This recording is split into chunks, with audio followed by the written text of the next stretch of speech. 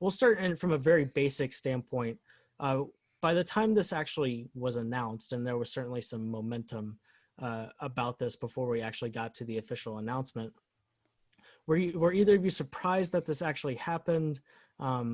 Did you think that that announcement in August was had the ultimate finality to it, or are you not so shocked that the Big Ten will actually participate in this college football season?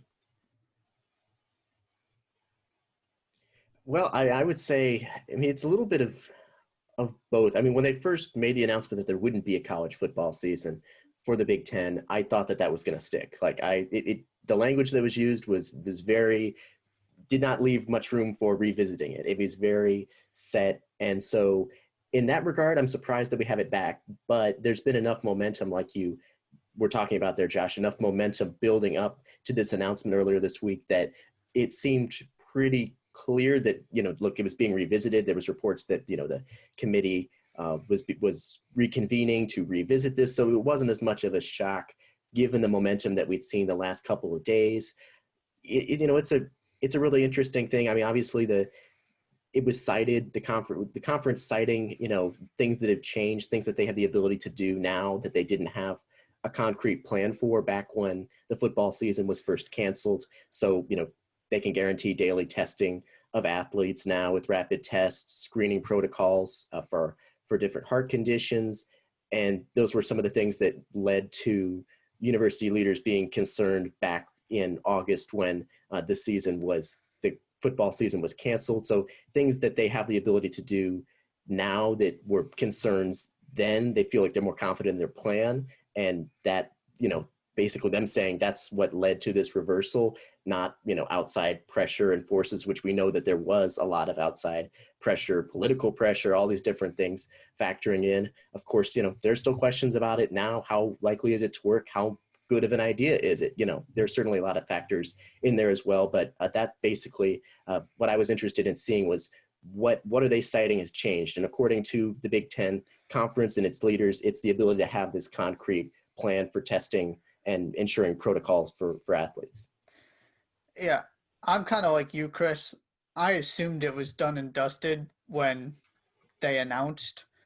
And I think the evidence for that is the guys who have opted out and the fact that you have the best receiver in this conference in Minnesota's Rashard Bateman, who now is trying to find a way to get out of the fact that he signed with an agent. Mm-hmm. Mm-hmm.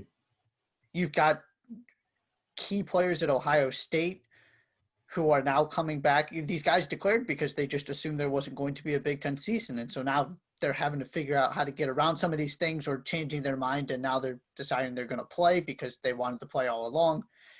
And here's where I come down on this, because Chris, you talked about the explanation. I feel like what happened was that the Big Ten had a threshold or a bar, whatever analogy word you want to use. The amount of uncertainty that existed, because that's the word that Kevin Warren kept using over and over, was just too much and didn't reach that threshold initially. Mm-hmm.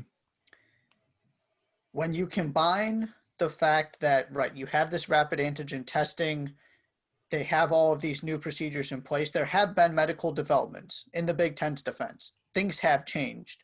With the mounting pressure from the president, from arguably the best quarterback. Of the United States, not the presidents of the Big Ten, just to clarify. Yeah.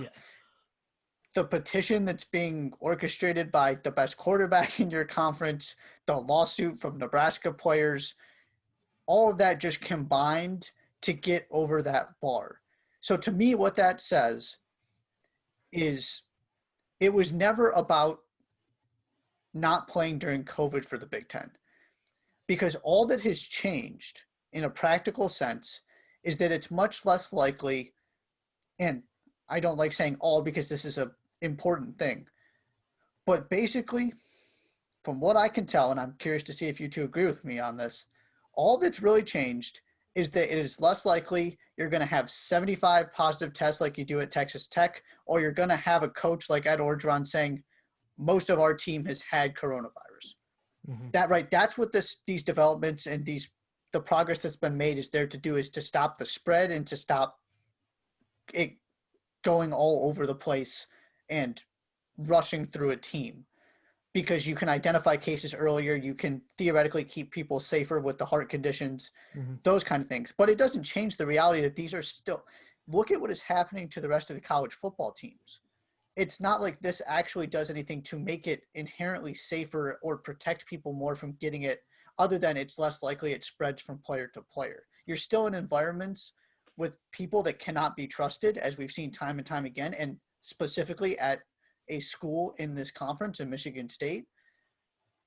So to me, that's where sort of how I interpreted this is there was a bar, and the Big Ten's bar was higher than your SEC, your Big 12, who were just going to kind of play if there was any way they could. And it's a little bit lower than the Pac-12, but ultimately they just found a way to get over that bar with a combination of feeling much better about the safety and, of course, the money and the pressure from their own schools. You know, I think what the biggest thing, because this is what changes with every sports league. It's not, I would argue that it's not safer. They just have the plan in place to address it. Because, I mean, the NBA coming back, it didn't come back because COVID became any less dangerous. It came back because they had a plan to combat it. And that's, I think, in a nutshell, what the Big Ten, because when the Big Ten, whoever it was who was conducting the press conference for the Big Ten Network, he asked a lot of really good questions, by the way. I think he was, for somebody who is clearly on the same side ultimately as those presidents who are also part of Big Ten schools, I think he asked some of the questions that people wanted to know the answers to. Now, of course, he didn't press quite as hard as somebody who's slightly less biased would have, but he asked the question to Ohio State's Dr. Borchers, who's their like lead physician, athletic physician. He said, what's different today than it was on August 11th, early in August, when you guys decided not to play? And he said nothing about COVID-19, the global pandemic. What he said was, we have the ability to test uniformly and consistently. So everyday testing, in other words. They have a more data-driven approach, and they're able to use specific metrics from the teams, you know, on the percentage of total cases, the percentage of, you know, positives, the percentage of, you know, positives in the local and state area around them. And so they have that data to access. And the testing so frequently helps them contact trace easier, because the less time in between tests, the fewer people they come in contact with, so the contact tracing is easier to figure out. So that's what has changed from early August, is that they just didn't have a plan yet and didn't have a structure in place to deal with playing football in this pandemic. Now they do, and to the Big Ten's credit, they you know, there's, to a certain extent, you know, you're kind of lying a little bit if you say your main priority is health and safety, because you wouldn't be playing if that really was the main priority. But to their credit, they never said that COVID-19 isn't as serious, or COVID-19 isn't as big of a deal anymore, or we have COVID-19 under control, because none of those things are true. What is true, though, is that the Big Ten is prepared to handle it better than they were a month and a half ago or a month ago.